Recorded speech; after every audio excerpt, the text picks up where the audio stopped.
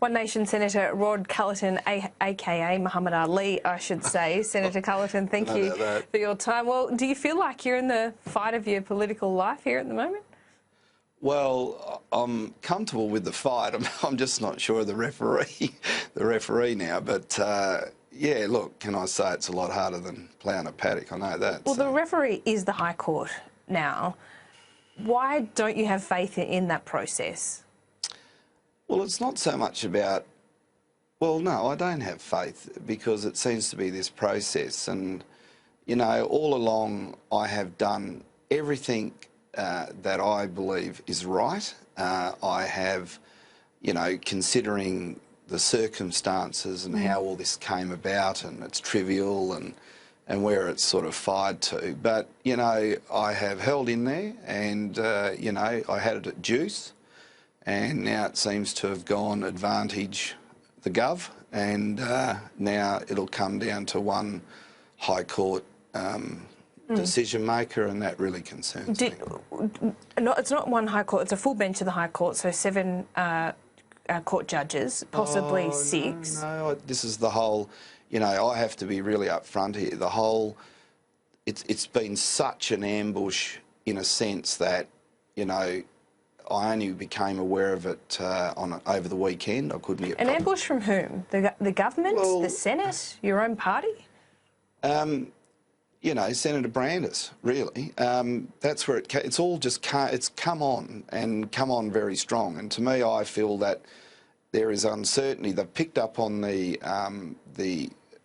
purported application that had been bought by 2, in a sense, homeless men. Sure, that's fine. That's fine, but you say that you're on strong ground here. Why not just let the High Court consider it? You don't want this cloud hanging over you for your whole Senate career. Why not just get it sorted once and for all, and then your eligibility can never be in question? Well, you have no choice now, I'd have to say. But there is no cloud. That's the whole point. There is no cloud. Well, the Senate has just voted because they believe that your eligibility is in question. Well, that's right, because it's a belief. It's not fact. And that's the whole point. You know, everything was rushed, and today was rushed. You know, I was receiving documentations, you know, while I was in the chamber, you know, and to me, that's not procedural fairness. There has to be a procedure, and look, even right when I looked to make amendments to it, you know, there was an issue that even the clerk had written down the wrong way we wanted to amend. We just wanted to try not suspend the Senate. I mean, who can do that? We just needed to stop it going forward, because I must say, this all, you know, at this stage, I have not received any guarantee who's going to fund all this, you know, other than me. And at the end of the day, commercially, this is going to cost a lot of money, and I have to have a look at that. Are you disappointed that your colleagues, Pauline Hanson and your Senate colleagues, supported this motion?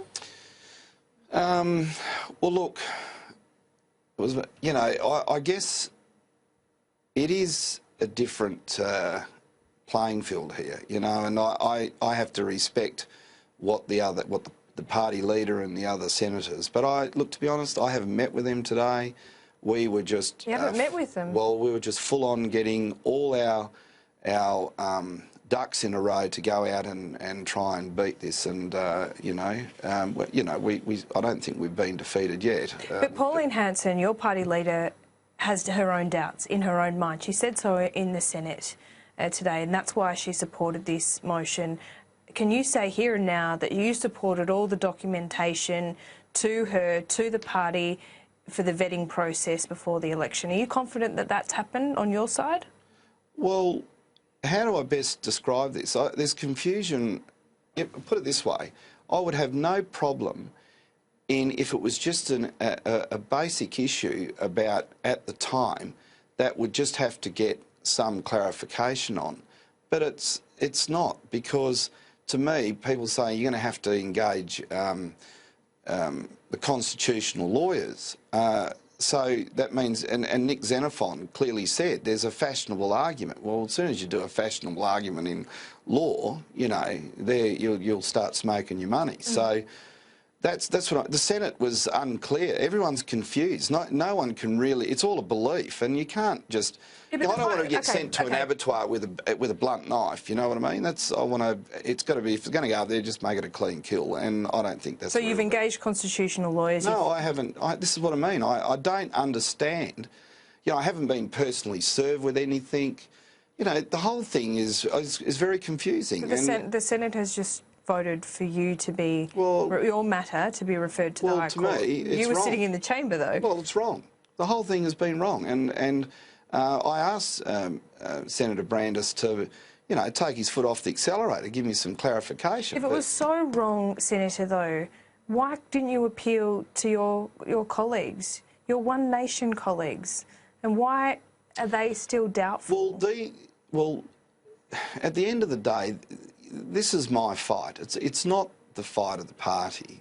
This is my fight. And look, I've never lent on the party, or I've never gone and seek to have anyone help me. I've done this myself. I feel you've just got to, if it's your problem, you deal with it yourself. And then it just doesn't create any further animosity. Is there a bit of self-interest even within, we see it in politics across the board, is there self-interest within One Nation? James Ashby, there's been talk about him wanting to parachute into your seat in Western Australia. Well, he probably wants to parachute into a lot of places, but, at the moment, I would find it very difficult for him to parachute into my seat, because the West Australian people want me to stay there as a senator, and that's what I'll do. Okay, there was footage that emerged in the West Australian newspaper today, CCTV footage of you being chased, I think it was outside your electorate office, by two men, possibly more, that were trying to serve you with papers. We can see it right here. What was that all about? Were you being chased? Look, at the end of the day, I am now a senator. I'm a public figure. I've certainly got some caricatures, and I essentially have got grave concerns about big packs of thug-style men. Is that what's but I'm going not saying on here? that. I don't really know where that was, but if that's me at all, I really couldn't say. But at the end of the day, I take no chances, and I'm not going to be just harassed in the street. You're obviously a bit afraid or scared about what was going on there. Or you don't remember that? You don't know whether it's you? I can't. This is the first time I'm seeing it. Okay. So, look, to be honest, I have to, Fair enough, I am stringing it on you. That's not the first. Look, I run round the river to get fit too, I suppose. So. Okay. Well, it does look like you, to be fair. But look, one final question. Let's clarify this once and for all. Will you be voting in the Senate, and what bills will you be voting on? Look, at this stage, I'm going to walk out of the studio and go speak to a lawyer, but I am not going to hold the country up, and I'm still a senator, and while I'm a senator, I will vote. On every bill? Yes, I will, and I may have to now have a little bit more time on a couple of them, seeing as I've been distracted with all this, I call it nonsense, but... I have to, I haven't spoken to the whip today. I need to, there's a few things that I need to sort out. Okay. Senator Rod Culleton, thank you for your time. No, thank you.